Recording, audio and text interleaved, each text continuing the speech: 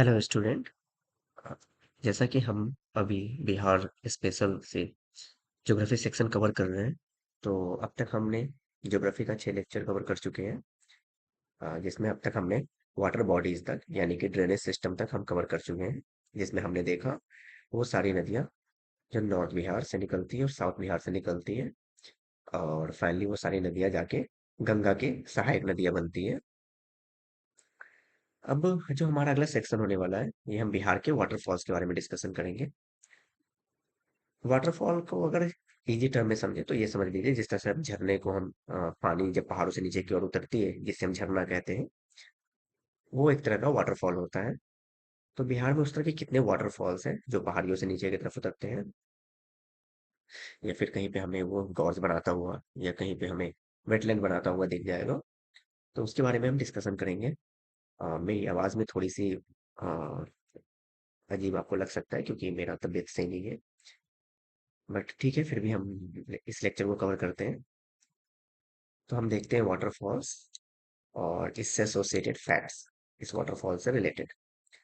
तो जो सबसे पहला वाटरफॉल है हमारा, वो है काकोलात वाटरफॉल।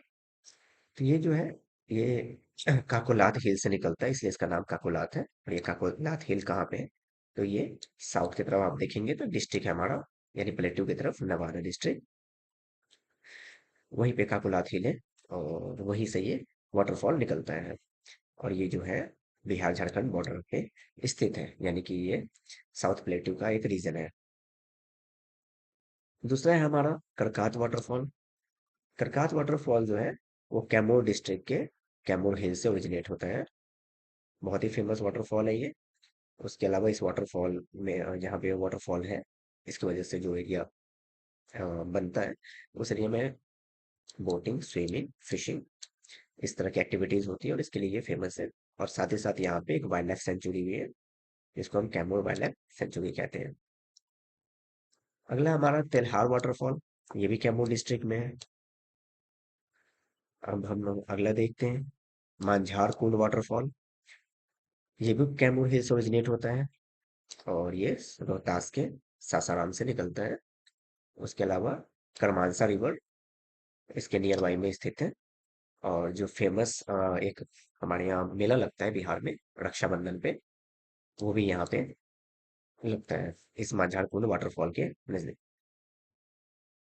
तमसीन वाटरफॉल, ये महाने रिवर पे लोकेटेड है, और इसकी जो हाइट है वो 15 मीटर यानी कि 50 फीट है। अगला है हमारा धुआं कुंड वाटरफॉल। ये हमारा सासाराम यानी रोहतास के सासाराम के नजदीक जो काऊ रिवर है, वहां पे लोकेटेड है। उस एरिया का नाम याद रखिएगा, तारा चंडी नाम है। इसकी जो हाइट है वो 30 मीटर है, और ये पेयर में है, यानी कि दो वाटरफॉल उस जगह से ओरिजिनेट होते हैं। इस वाटरफॉल पे हाइड्रो इलेक्ट्रिसिटी प्लांट भी स्थित है, जिससे हम 50 से 100 मेगावाट की बिजली उत्पन्न करते हैं। और ये मांझार कुंड वाटरफॉल का एक पार्ट है, जो कि था हमारा धुआंकुंड वाटरफॉल। अगला है हमारा दुर्गावती वाटरफॉल। ये भी रोहतास के सासाराम के कैमूर हिल से निकलती है, और फाइनली करमानसा नदी के किनारे स्थित है। यहाँ भी रक्षाबंधन पे मेला लगता है।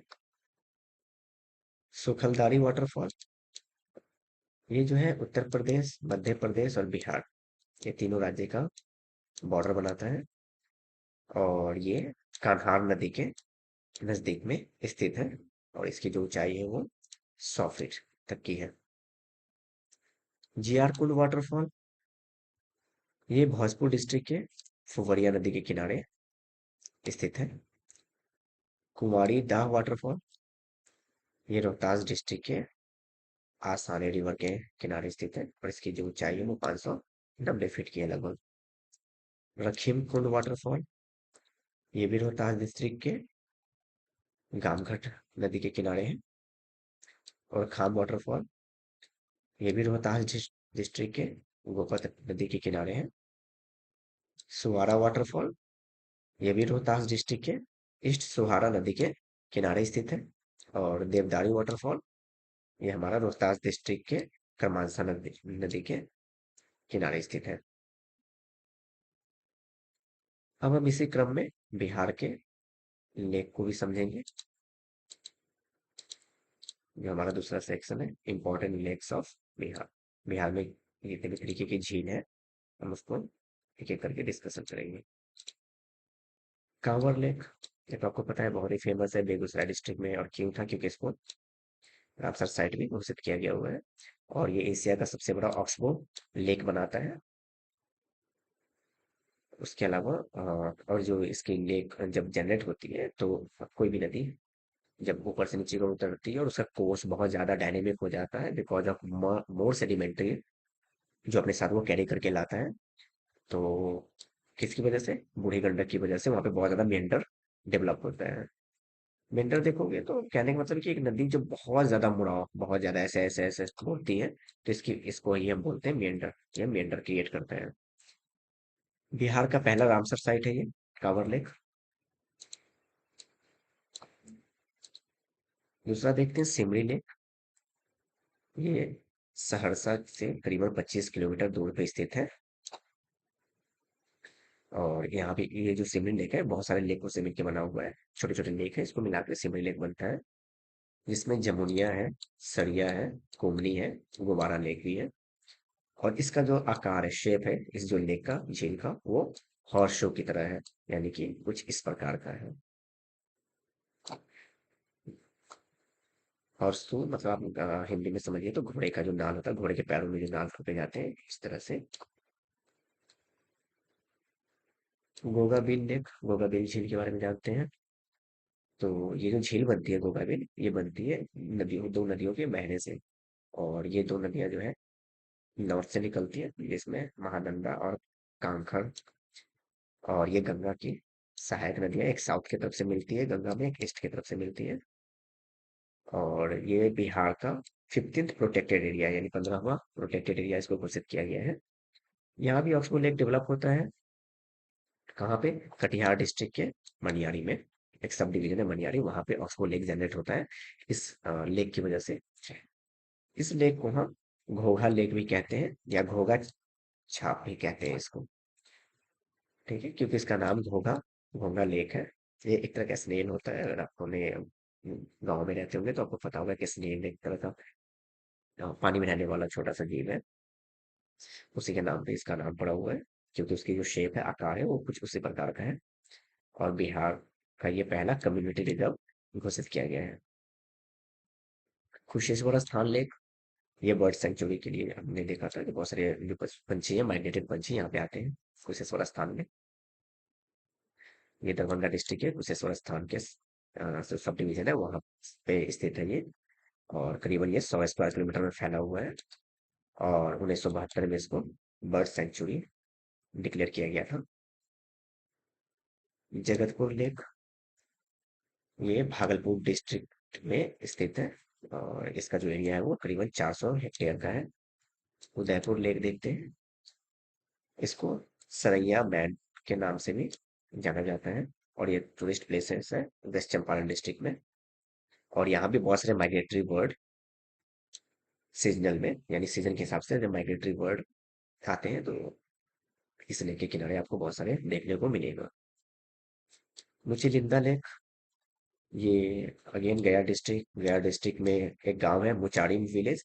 और ये इसी विलेज के नजदीक में कौन सा टेम्पल है, महाबोधि टेम्पल, इसके साउथ में। अगेन महाबोधि टेम्पल आपको पता है क्यों फेमस है, भगवान बुद्ध की वजह से। और इसी के साउथ में ये लेक लोकेटेड है। अनुपम लेक, ये कैमूर वाइल्ड लाइफ सेंचुरी जो है यहाँ पे स्थित है। और इस लेक के किनारे करकाट और तेहलार वाटरफॉल स्थित है। याद रखिएगा, थोड़ा सा इंपॉर्टेंट है ये अनुपम लेक। और ये काफी रिच फ्लोरा और फौना है, यानी कि बहुत डिफरेंट टाइप के यहाँ पे जानवर और जानवरों के स्पेसिस, उसके अलावा प्लांट के स्पेसिस यहाँ पे पाए जाते हैं। तो इस वजह से, मतलब फ्लोरा और फौना रिजर्व की वजह से भी ये फेमस है। अगला हम बिहार का रामसर साइड देखते हैं।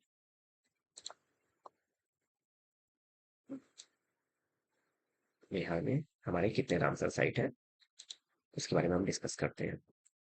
बिहार में कबरताल वेटलैंड जो है बेगूसराय डिस्ट्रिक्ट में पहला रामसर साइट घोषित किया गया था, कब, 2020 में। उसके बाद 2024 में जब वर्ल्ड एनवायरनमेंट डे मनाया गया था, तो वहाँ पे Nagi bird sanctuary, Nagi Nakti dam हमने जो देखा था बर्ड सेंचुरी है, उसको 81st यानी कि 81, और नकटी बर्ड सेंचुरी को 82वां रामसर साइट घोषित किया गया है। कब? 2024 में। और किस ओकेजन पे किया गया है? तो वर्ल्ड एनवायरनमेंट डे के ओकेजन पे किया गया है। ठीक है, तो 81st, इंडिया का 81st और 22nd रामसर साइट है ये। और बिहार का दूसरा और तीसरा, यानी कि बिहार में तीन आपको रामसर साइट है। पहला था हमारा कब्रताल वेटलैंड, दूसरा नागी नकटी, यानी कि नागी जो था हमारा वो सेकेंड, ऐसे नंबर वाइज अगर देखें तो, और ये जो था हमारा वो थर्ड। इससे रिलेटेड कुछ जानकारियां देखते हैं। तो कांवर झील, कब्रताल वेटलैंड यानी कांवर झील स्थित है यहाँ पे। इसकी जो एरिया है 2620 हेक्टेयर का है। कभी कभी एरिया याद रखना इंपॉर्टेंट हो जाता है, क्योंकि जो बीपीएससी है वो डायरेक्ट इस तरह से नंबर, बहुत सारे ऐसे क्वेश्चंस पूछ देते हैं जिसमें डायरेक्टली वो नंबर पुट कर देते हैं। तो थोड़ा सा काफी डायनेमिक और क्या बोलते हैं, मतलब परेशानी वाला ये सब्जेक्ट हो जाता है ये, क्योंकि बीपीएससी में मैंने बहुत बार देखा है कि वो पॉलिटी का भी सेक्शन हो या ज्योग्राफी हो, खास करके इकोनॉमी हो, तो उसमें डायरेक्टली वो आपको नंबर इनपुट कर देते हैं एग्जाम में। इंडो गंगेटिक प्लेन इंडा की वजह से नॉर्थ बिहार स्टेट में है, तो ऑब्वियस सा है कि हाँ, यहाँ पे गंगेटिक प्लेन तो डेवलप होगा ही। बिहार के बेगूसराय डिस्ट्रिक्ट में है, वो याद रखने जैसा है। उसके अलावा यहाँ पे फ्लाई एशियन फ्लाईबिया, फ्लाईबिया मतलब बहुत सारे माइग्रेटरी बर्ड, यानी देखिए करीबन 58 माइग्रेटरी बर्ड की जो स्पेसीज है। माइग्रेटरी बर्ड यानी कि वो सारे पंछी जो मेनली क्या होता है, सेंट्रल एशिया से पंछी जो है वो प्लान करते हैं सीजन में, यानी जो अभी सीजन चल रहा है इस मौसम में, तो सबसे ज्यादा बर्ड जो है माइग्रेशन करते हैं। क्योंकि सेंट्रल एशिया में जब झील सूखने लगता है पानी, क्योंकि सेंट्रल एशिया एशिया में अगर आप ऊपर जाइए, ठीक है, अगर आप चाइना के नॉर्थ पार्ट से लेके मंगोलिया कवर करते हुए ऊपर जब आप रसिया में जाते हैं, तो उस सारा एरिया है वो इस मौसम में, क्योंकि ठंड पड़ने की वजह से इस मौसम में पूरी की पूरी वहाँ पे जो भी झील है और जो भी वाटर बॉडीज होती है वो पूरी फ्रीज हो जाती है। तो पंछी को पानी के लिए माइग्रेशन करना पड़ता है, तो वो सारे वर्ड मेनली माइग्रेट करते हैं। तो माइग्रेट करेंगे तो वो बिहार से होते हुए क्रॉस करते हैं, इसीलिए बिहार की बहुत सारे ऐसे लेक्स हैं या वाटरफॉल है जो माइग्रेटरी स्टेशन से, इनके लिए मतलब बर्ड आते हैं और रुकते हैं यहाँ पे। तो उसमें से कबूतर वेटलैंड एक फेमस है, नागी नकटी डैम भी इसी वजह से फेमस है। नकटी डैम के बारे में देखिए, ये मैनमेड वेटलैंड है, तो ये इंपॉर्टेंट है याद रखना। और यहाँ पे डैम बनाया गया है, नागी नकटी डैम भी बोलते हैं। तो डैम है यानी कि कृषि के लिए हम जब खेती करते हैं तो उसमें इरिगेशन के लिए हमें पानी की जरूरत पड़ती है, तो डैम से ही हम पानी का अपनी जो है पूर्ति खेतों में करते हैं। 94 में इसे वेटलैंड का डेजिग्नेशन दिया गया था। करीबन यहाँ पे 20,000 से ऊपर बर्ड जो है तो वो माइग्रेट करते हुए आते हैं।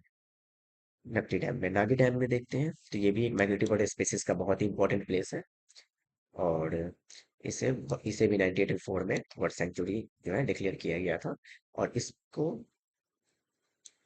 बर्ड और बायोडाइवर्सिटी जो हमारा एक एनवायरमेंट का एजेंसी है, ठीक है, ये एजेंसी जो है आईबीए, याद रखिएगा, ये वर्ल्ड लाइफ इंटरनेशनल, उसी के थ्रू जो है हमारा नागी नकटी डैम जो है डेजिग्नेटेड घोषित किया गया था वर्ल्ड सेंचुरी। अब हम स्प्रिंग देखते हैं।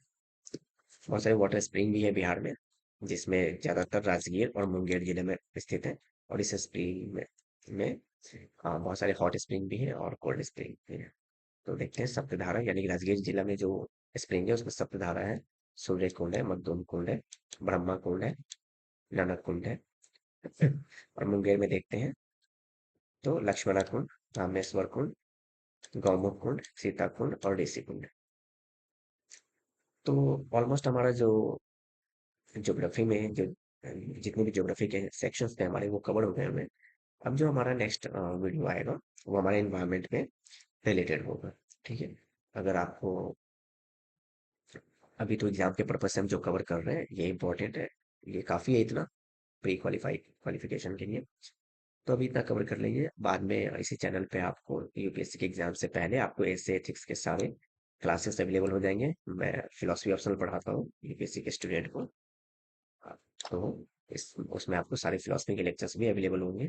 उसके अलावा समय समय पर बहुत सारी जानकारी और बहुत सारे जिस तरह से टीचर इसमें एसोसिएटेड होंगे, उस तरह से आपको जो है सब्जेक्ट कवर करवाई जाएगी। अगर आपको मेरा पढ़ाया हुआ कुछ भी पसंद आ रहा है तो प्लीज़ आप इस चैनल को सब्सक्राइब करें, लाइक करें और अपने फैमिली, फ्रेंड्स और अपने दोस्तों जितने भी आपके ग्रुप में हैं, आपके पीयर्स ग्रुप हैं जो प्रिपरेशन कर रहे हैं यूपीएससी के या बीपीएससी के, उनके साथ शेयर कीजिए।